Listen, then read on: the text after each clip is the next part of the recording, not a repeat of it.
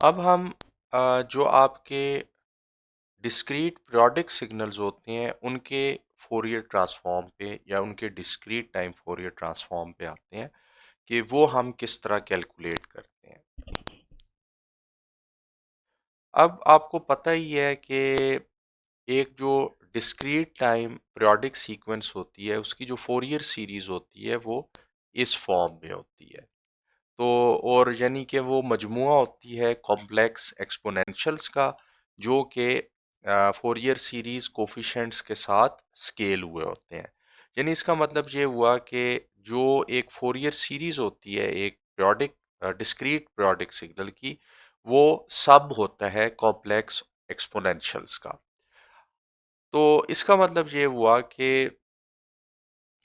यानी आप जो है अगर उन कॉम्प्लेक्स एक्सपोनेंशियल्स का फोरियर ट्रांसफॉर्म फाइंड कर लेते हैं तो आप उस सीक्वेंस का फोरियर ट्रांसफॉर्म भी फाइंड कर सकते हैं। अब अगर एक आपकी कॉन्टिन्यूस एक्सपोनेंशियल हो यानी ई जे ओमेगा डॉट टी हो तो ये कॉन्टिन्यूस एक्सपोनेंशियल है और ई जे ओमेगा नॉट एन जो है ये एक डिस्क्रीट एक्सपोनेंशियल है। तो एक कॉन्टिन्यूस एक्सपोनेंशियल का जो फोरियर ट्रांसफॉर्म होता है वो आपको पता ही है, it is equal to 2 pi into delta of omega minus omega naught. तो अब नेक्स्ट क्वेश्चन ये आता है कि अगर आपकी एक डिस्क्रीट एक्सपोनेंशियल हो E raise to power J omega naught N तो इसका फोरियर ट्रांसफॉर्म क्या होगा। अब एक कॉन्टिन्यूस जो आपका एक्सपोनेंशियल होता है उसका जो फोरियर ट्रांसफॉर्म है अगर मैं उसे ड्रॉ करूं तो वो बेसिकली क्या होता है कि ओमेगा नॉट के ऊपर आपका एक इम्पल्स लोकेटेड होती है जो कि 2 पाई से मल्टीप्लाई होती है और ये जो है आपके इस कॉन्टिन्यूस एक्सपोनेंशियल का फोरियर ट्रांसफॉर्म है। लेकिन जब हम डिस्क्रीट एक्सपोनेंशियल्स की बात करते हैं E raise to power J omega naught N की बात करते हैं तो उस सूरत में जो फोरियर ट्रांसफॉर्म इसका होता है वो पीरियोडिक होता है जैसे कि हम पहले डिस्कशन में भी देख चुके हैं। इसका मतलब ये है कि एक इम्पल्स होगी जो कि ओमेगा नॉट पे लाई करेगी और ये 2 पाई से मल्टीप्लाई हो रही होगी, लेकिन उसके बाद एक और इम्पल्स होगी जो कि 2 पाई पे लाई करेगी। यानी ये जो इम्पल्स है ये 2 पाई के बाद अपने आप को रिपीट करना शुरू कर देती है क्योंकि ये जो फोरियर ट्रांसफॉर्म है ये पीरियोडिक है। तो एक इम्पल्स 2 पाई पे है, फिर 4 पाई पे है, फिर 6 पाई पे है, करते करते इन्फिनिटी। इसी तरह एक इम्पल्स -2 पाई पे है, एक -4 पाई पे, एक -6 पाई पे और करते करते माइनस इन्फिनिटी तक आप चले जाते हैं। और अगर इस इम्पल्स के फोरियर ट्रांसफॉर्म को जो कि इधर है इसको अगर आपने एक इक्वेशन की फॉर्म में लिखना हो तो वो आप इस तरह लिख सकते हैं कि 2 pi into delta of omega minus omega not. Omega minus omega not आपकी ये वाली इम्पल्स हो गई, लेकिन उसके बाद अगली जो इम्पल्स है वो 2 पाई पे है, फिर 4 पाई पे है, -2 पाई पे है, -4 पाई पे है। तो इन सारी इम्पल्सेस को रिप्रेजेंट करने के लिए आप एक समेशन की टर्म लाएंगे L is equal to minus infinity to infinity. और ये जो समेशन की टर्म जो एल स्मॉल एल है, स्मॉल एल जिसकी लिमिट है, तो ये 2 पाई एल से मल्टीप्लाई होगा। यानी एल की वैल्यू अगर -1 रखेंगे तो आपके पास यहाँ पे 2 पाई आ जाएगा। यानी इसका मतलब ये हुआ कि ये आपकी वो इम्पल्स है जो कि ओमेगा नॉट 2 पाई पे लोकेटेड है। और इसी तरह अगर आप एल की वैल्यू जो है वो -2 रखेंगे तो जो आपके पास चीज आएगी वो आएगी 2 pi delta omega minus omega naught plus 4 पाई। तो ये आपकी वो इम्पल्स हो जाएगी जो 4 पाई पे लोकेटेड है। तो इस तरह एल की डिफरेंट वैल्यूज जब आप पुट करते जाएंगे तो आपके पास डिफरेंट इम्पल्सेस आ जाएंगी और जब उन इम्पल्सेस को आप की समेशन करेंगे तो आपके पास ई जे ओमेगा नॉट एन का जो फोरियर ट्रांसफॉर्म है वो आ जाएगा और ये पीरियोडिक है 2 पाई के ऊपर जैसे कि आप देख ही सकते हैं। अच्छा, अब अगर ई जे ओमेगा नॉट एन का जो फोरियर ट्रांसफॉर्म है वो ये वाला है तो इसका मतलब ये है कि इसका इन्वर्स फोरियर ट्रांसफॉर्म मैं लूँगा तो ई जे ओमेगा नॉट एन मेरे पास आ जाएगा। और इन्वर्स फोरियर ट्रांसफॉर्म जो मैं लेता हूँ वो यूजिंग दी सिंथेसिस इक्वेशन लेता हूँ, और इसके अंदर मैं फोरियर ट्रांसफॉर्म की इधर वैल्यू पुट करता हूँ, इसे ई जे ओमेगा एन से मल्टीप्लाई कर देता हूँ और फिर इसे इंटीग्रेट कर देता हूँ ओमेगा फ्रीक्वेंसी के ऊपर 2 पाई के इंटरवल के ऊपर। यानी इसका मतलब ये हुआ कि मैं इस इंटरवल पे या इंटीग्रेट कर सकता हूँ या इस इंटरवल पे इंटीग्रेट कर सकता हूँ या इस इंटरवल, यानी मुझे 2 पाई के इंटरवल पे इंटीग्रेट करना है और उस 2 पाई के इंटरवल के अंदर एक इम्पल्स लाई करेगी। और सपोज मैं वो वाला इंटरवल चूज करता हूँ जिसमें एक इम्पल्स जो कि omega naught plus 2 pi R पे लोकेटेड है वो वाली उस पे इम्पल्स आती है। यानी उसका मतलब ये हुआ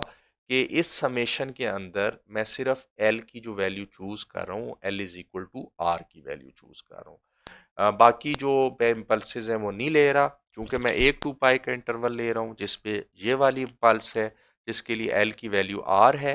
तो यहाँ पे एल की वैल्यू आर आ जाएगी और ये समेशन खत्म हो जाएगी क्योंकि एक इम्पल्स मैं ले रहा हूँ।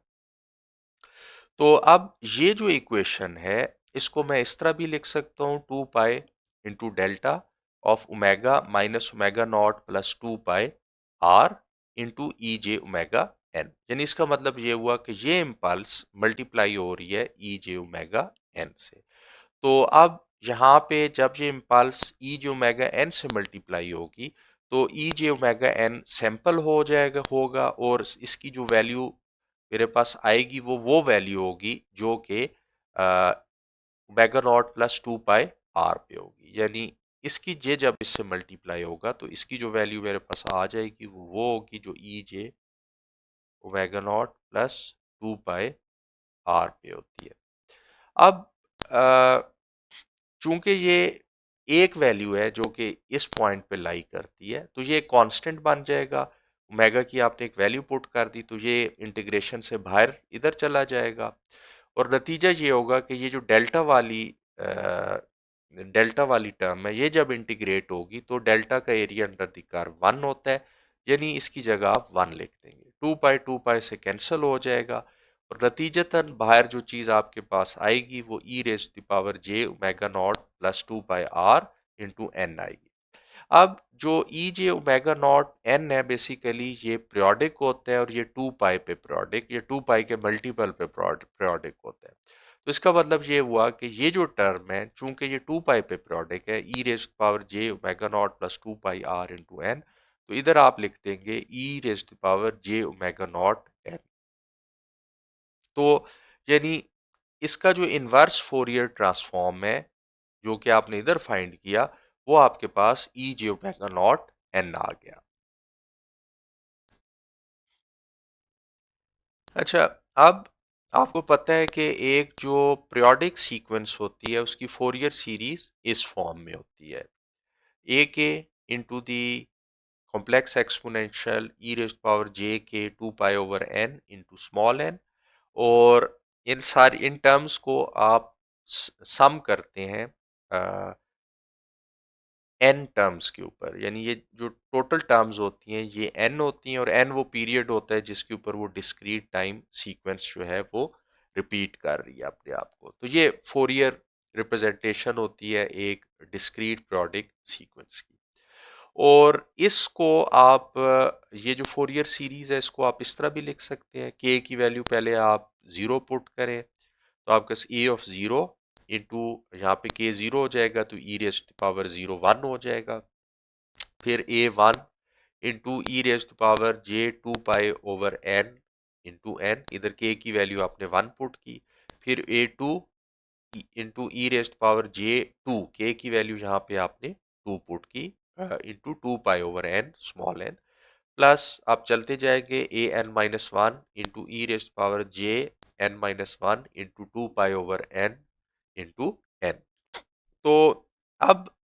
जब आप इसका Fourier transform X of N का लेंगे तो बेसिकली आप ये जितने भी एक्सपोनेंशियल्स हैं इनका फोरियर ट्रांसफॉर्म लेंगे और आपका जो फोरियर ट्रांसफॉर्म होगा एक्स ऑफ एन का वो इन सारे एक्सपोनेंशियल्स के फोरियर ट्रांसफॉर्म का लीनियर सम होगा। अब इनमें से एक जो एक्सपोनेंशियल होता है ई रेज़ पावर जे के ओमेगा नॉट एन, इसका जो फोरियर ट्रांसफॉर्म होगा जैसे कि हमने अभी पहले देखा वो ये होगा एल माइनस इन्फिनिटी से infinity summation 2 pi into delta omega minus K omega naught plus 2 pi L.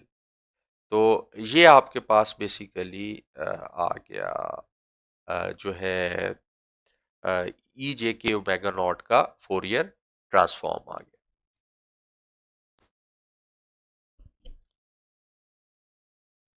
तो एक जो आपकी डिस्क्रीट टाइम पीरियोडिक सीक्वेंस होती है उसको हम इस फॉर्म में ओपन करके लिख सकते हैं। अब इसकी अगर मैं पहली टर्म को लेता हूँ ए नॉट को, तो बेसिकली ये बराबर है A naught is equal to A naught into E J zero N के, यानी इसमें एक एक्सपोनेंशियल है लेकिन चूंकि इस एक्सपोनेंशियल की फ्रीक्वेंसी ज़ीरो है, ओमेगा नॉट ज़ीरो है, तो इसलिए ये जो है मेरे पास ए नॉट के बराबर आ गया। तो अब अगर मैं इसका जो है वो फोरियर ट्रांसफॉर्म लेता हूँ तो जैसे कि मैंने पहले देखा वो इस फॉर्म में होगा, यानी L is equal to minus infinity to infinity summation 2 pi A naught into delta of omega minus omega naught minus 2 pi L. और एल की वैल्यू जब मैं ज़ीरो पुट करूँगा तो उस सूरत में ये टर्म ज़ीरो हो जाएगी और मेरे पास ये वाला जो है वो मेरे पास ये वाली इम्पल्स आ जाएगी जो कि ज़ीरो पे लोकेटेड है, क्योंकि ओमेगा नॉट जहाँ पे ज़ीरो है और ये भी जब ज़ीरो होगा तो वो इम्पल्स आ जाएगी जो कि ज़ीरो पे लोकेटेड है, और इसका जो मैग्नीट्यूड होगा वो 2 पाई ए ज़ीरो होगा। अब अगर मैं एल की वैल्यू 1 पुट करूं तो फिर उस सूरत में यहाँ पे मेरे पास डेल्टा ऑफ ओमेगा माइनस 2 पाई आ जाएगा, यानी मेरे पास वो इम्पल्स आ जाएगी जो कि 2 पाई पे लोकेटेड है, और ये जो इम्पल्स है ये 2 पाई ए ज़ीरो से जो है वो मल्टीप्लाई हो रही है। अब ये जो इम्पल्स है और अगर मैं इसको इस इम्पल्स पे से कंपेयर करूं तो इसके कॉरेस्पॉन्डिंग जो फोरियर सीरीज कोफिशिएंट है वो ए ऑफ एन है, क्योंकि एन सैंपल्स के बाद फोरियर सीरीज कोफिशिएंट रिपीट होते हैं। तो इसका मतलब ये हुआ कि 2 पाई ए ऑफ एन जो है it is equal to 2 pi A of zero, क्योंकि A of N A of zero की इक्वल होता है, क्योंकि जो डिस्क्रीट टाइम फोरियर ट्रांसफॉर्म होता है पीरियोडिक सीक्वेंसेस का वो पीरियोडिक होता है और कैपिटल एन सैंपल के बाद अपने आप को रिपीट करता है। इसी तरह एल की वैल्यू अगर मैं -1 पुट करता हूँ तो यहाँ मेरे पास डेल्टा ऑफ ओमेगा प्लस 2 पाई यहाँ पे आ जाएगा, तो मेरे पास जो इम्पल्स आएगी वो वाली होगी जो कि यहाँ पे लोकेटेड है -2 पाई के ऊपर, और इसका जो एम्पलीट्यूड होगा वो होगा 2 pi A of minus N, और बेसिकली ये एम्पलीट्यूड इक्वल होगा 2 पाई ऑफ ए ज़ीरो के, क्योंकि जो आपके कोफिशिएंट्स हैं वो कैपिटल एन सैंपल्स के बाद रिपीट करते हैं, तो यहाँ पे कैपिटल एन सैंपल्स पहले जो कोफिशिएंट होगा ए माइनस एन वो भी ए ज़ीरो के इक्वल होगा। तो यानी जो फोरियर ट्रांसफॉर्म आपके पास पहली टर्म का आ रहा है it is basically a train of impulses जो कि रिपीट हो रही हैं 0, 2 पाई, 4 पाई और इसी तरह -2 पाई, -4 पाई, माइनस इन्फिनिटी से इन्फिनिटी तक, और इन सारों का जो एम्पलीट्यूड है या इन सारों का जो एरिया है वो 2 पाई ए ज़ीरो है। तो ये ए ज़ीरो के जो स्पेक्ट्रम है उसको दोबारा हमने यहाँ पे शो किया हुआ है, और इसमें जो आपके और ये वाली बात यहाँ पे रिपीट की गई है कि जो आपका के कोफिशेंट्स होते हैं वो पीरियोडिक होते हैं कैपिटल एन सैंपल्स के ऊपर, यानी इसका मतलब ये हुआ कि ये अगर ए ज़ीरो है तो यहाँ पे जो ए एन है वो ए ज़ीरो के इक्वल है, क्योंकि ये पीरियोडिक है एन के ऊपर, और जो इसकी यहाँ पे फ्रीक्वेंसी होगी वो बेसिकली जो आपकी फंडामेंटल फ्रीक्वेंसी है 2 पाई एन उससे एन टाइम्स होगी, क्योंकि ये nth आपके कोफिशिएंट की फ्रीक्वेंसी है, तो एन एन से कैंसिल हो गया, यहाँ आपके पास 2 पाई आ गया। और इसी तरह यहाँ पे आपकी जो होगी वो -n इंटू 2π/n होगी। तो n से कैंसिल हो गए, यहाँ पे -2π आ गया। यहाँ पे जो कोफिशिएंट है a-n है, यानी n कोफिशिएंट्स पहले, और ये a0 के इक्वल है। अब हम ये जो दूसरी टर्म है a of n e⁻j 2π/N into small n, इसके फोरियर ट्रांसफॉर्म को देखते हैं।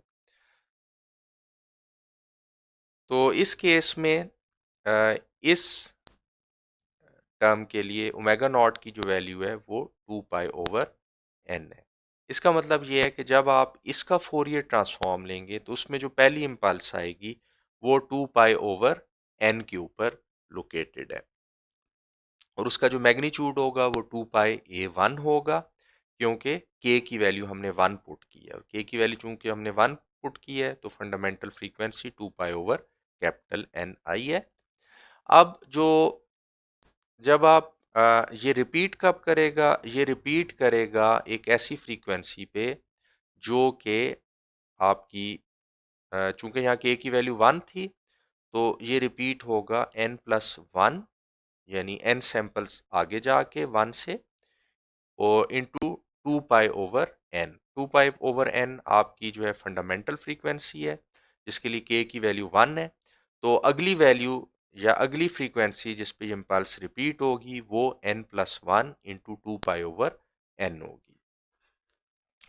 और इस इम्पल्स के कॉरिस्पॉन्डिंग जो आपका कोफिशिएंट होगा वो a ऑफ N+1 होगा, क्योंकि ये जो कोफिशिएंट्स होते हैं ये n सैंपल्स के बाद अपने आप को रिपीट करते हैं। तो यानी अब ये a1 कब रिपीट करेगा, a ऑफ n+1 या n सैंपल्स के बाद। और तो इसका मतलब ये हुआ कि a of n+1 is equal to a1, या दूसरे लफ्ज़ों में जो 2π a ऑफ n+1 है it is equal to 2π of a1। इसी तरह 2π/n जो फंडामेंटल फ्रीक्वेंसी है, इससे जब आप नेगेटिव फ्रीक्वेंसी की साइड पे जाएंगे तो ये जो अपने आप को रिपीट करेगी, ये रिपीट करेगी -n+1 इंटू 2π/n के ऊपर, यानी k की वैल्यू इधर 1 थी तो उसमें आप -n सैंपल्स ऐड करेंगे, -n जो सैंपल्स की वैल्यू है वो ऐड करेंगे k के अंदर, और इसको जब आप फंडामेंटल फ्रीक्वेंसी से मल्टीप्लाई करेंगे तो आपकी वो इम्पल्स आएगी जो कि -n+1 इंटू 2π/n फ्रीक्वेंसी पे लोकेटेड है, और इसके कॉरिस्पॉन्डिंग जो फोरियर सीरीज कोफिशिएंट होगा वो a ऑफ -n+1 होगा, और ये a ऑफ -n+1 इक्वल होगा a ऑफ 1 के, यानी 2π into a of -n+1 is equal to 2π/a1। तो इस तरह ये जो इम्पल्सेस हैं ये रिपीट करती जाएंगी अपने आप को इस तरफ भी और इस तरफ भी।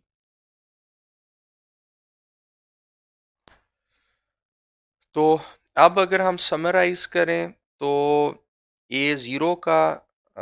e⁻j0n का जो फोरियर ट्रांसफॉर्म आया वो ये वाली इम्पल्सेस आई, जो कि 0, 2π, 4π,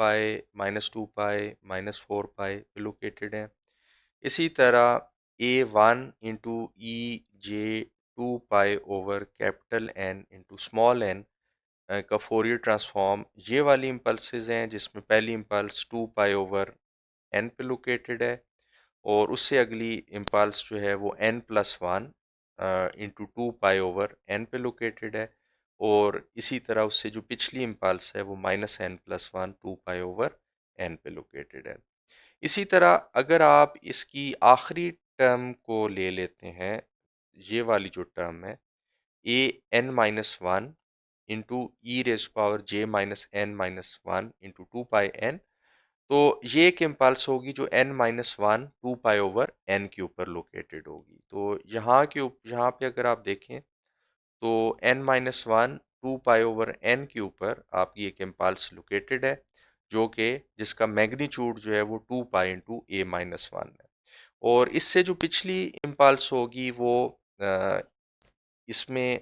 इसमें से n आप सब्ट्रैक्ट करेंगे, यानी n सैंपल्स n-1 से पीछे जाएंगे तो आपके पास -2π/n पे लोकेटेड होगी। और इधर जो ये वाली इम्पल्स होगी ये बेसिकली इसके कॉरिस्पॉन्डिंग जो फोरियर सीरीज कोफिशिएंट होगा वो a-1 होगा। a-1 is equal to a of n-1 क्योंकि इन दरमियान n सैंपल्स का डिफरेंस है। इसी तरह उससे जो पिछली इम्पल्स होगी वो -n सैंपल्स आपको इसमें से सब्ट्रैक्ट करना पड़ेगा। तो -n-1 इंटू 2 पाई/n पे होगी और यहाँ पे ये यानी लोकेटेड होगी 2 पाई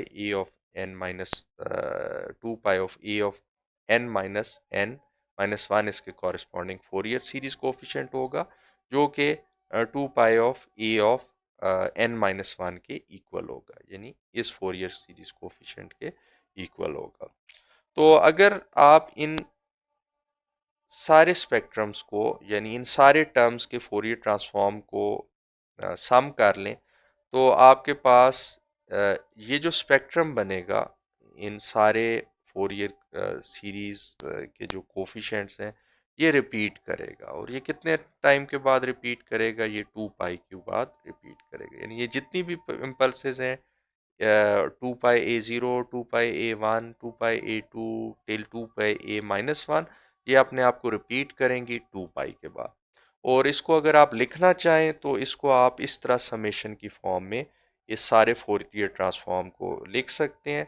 यानी k की वैल्यू आप 0 से स्टार्ट कर लें तो a0 आपका कोफिशिएंट आ जाएगा और वो लोकेटेड होगा इधर 0 के ऊपर। फिर a1 को आप ले लें k की यानी k की वैल्यू 1 ले लें तो 2 पाई a1 जो है ये लोकेटेड होगा 2 पाई/n के ऊपर।